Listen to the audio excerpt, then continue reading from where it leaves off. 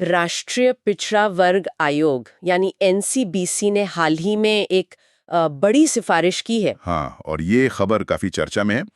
पश्चिम बंगाल की 35 जातियों को केंद्रीय ओबीसी सूची से हटाने की बात हो रही है। और इनमें से ज्यादातर, जहां तक मुझे पता है, मुस्लिम समुदाय से हैं। बिल्कुल।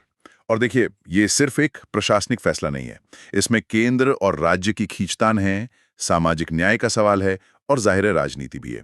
तो आज हम इसी गुत्थी को थोड़ा सुलझाने की कोशिश करते हैं। हाँ, और ये गुत्थी मतलब आज की नहीं है, ये सीधे 2014 से जुड़ी है, जब पश्चिम बंगाल सरकार की सिफारिश पर इन्हीं में से कई समुदायों को लिस्ट में शामिल किया गया था। सही कहा।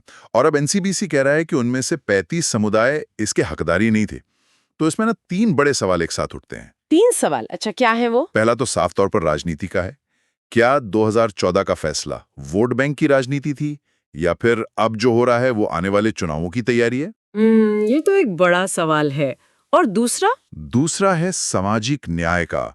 मतलब अगर ऐसे लोगों को आरक्षण का लाभ मिला जो हकदार नहीं थे, तो ये उन लोगों के साथ सीधा अन्याय है जिन्हें इसकी सच में जरूरत थी। सही बात है।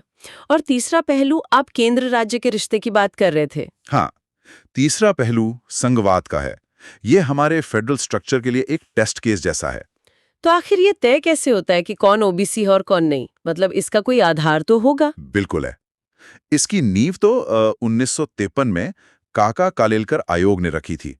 लेकिन जो असली तस्वीर साफ हुई वो हुई 1978 के मंडल आयोग से। मंडल कमीशन, जिसने 27% ओबीसी आरक्षण की सिफारिश की थी। वही। और मंडल आयोग ने 3 मुख्य आधार बताए थे: सामाजिक, आर्थिक और शैक्षणिक।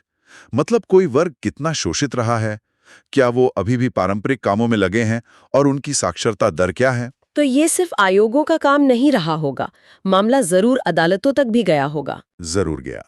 और यहीं पर 1992 का इंदिरा साहनी केस आता है, जो एक मील का पत्थर है। हाँ, Indira Sahni case. Supreme court ने उस केस में 3 बड़ी बातें कहीं। एक, 27% ओबीसी आरक्षण को सही ठहराया। 2, आरक्षण की कुल सीमा 50% पर तय कर दी। और तीसरा पॉइंट क्या था? मुझे लगता है वो क्रीमी लेयर से जुड़ा था। एकदम सही पकड़ा। तीसरा और सबसे जरूरी पॉइंट था क्रीमी लेयर का कॉन्सेप्ट। यानी एक तय आय से ज्यादा कमाने वाले ओबीसी परिवारों को आरक्षण का लाभ नहीं मिलेगा। लेकिन एक बात मुझे अभी भी समझ नहीं आ रही। ये वही एनसीबीसी है ना? तो फिर इतना बड़ा यू टर्न क्यों? जो 2014 में सही था, वो आज गलत कैसे हो गया? ये इस कहानी का सबसे दिलचस्प मोड़ है, और इसका जवाब छिपा है 2018 के 102वें संविधान संशोधन में। 102वां संशोधन? उसने ऐसा क्या बदल दिया? उसने एनसीबीसी का पूरा किरदार ही बदल दिया। देखिए, 2018 से पहले एनसीबीसी एक वैधानिक, मतलब एक स्टैट्यूटरी बॉडी थी। और अब वो एक संवैधानिक निकाय है। पर इससे जमीन पर क्या फर्क पड़ता है? बहुत बड़ा फर्क। इसे ऐसे समझिए कि 2018 से पहले एनसीबीसी एक सलाहकार था, जिसकी बात मानना या ना मानना सरकार पर था। अच्छा। लेकिन 102वें संशोधन ने उसे एक रेफरी बना दिया, एक ऐसी संवैधानिक संस्था जिसके पास अब असली ताकत है। और पश्चिम बंगाल मामले में हम शायद वही ताकत देख रहे हैं। वाह, मतलब ये तो पूरा गेम चेंजर है। तो हम 2014 के एक फैसले से शुरू हुए और मंडल कमीशन, सुप्रीम कोर्ट से होते हुए आज एनसीबीसी की इस नई संवैधानिक ताकत तक पहुंच गए। बिल्कुल।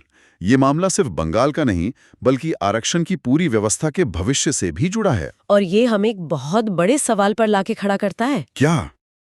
सोचने वाली बात यह है कि जब सामाजिक उत्थान के लिए बनाई गई कोई व्यवस्था इस तरह राजनीतिक खींचतान का अखाड़ा बन जाती है, तो क्या वो अपने मूल उद्देश्य से भटक नहीं जाती?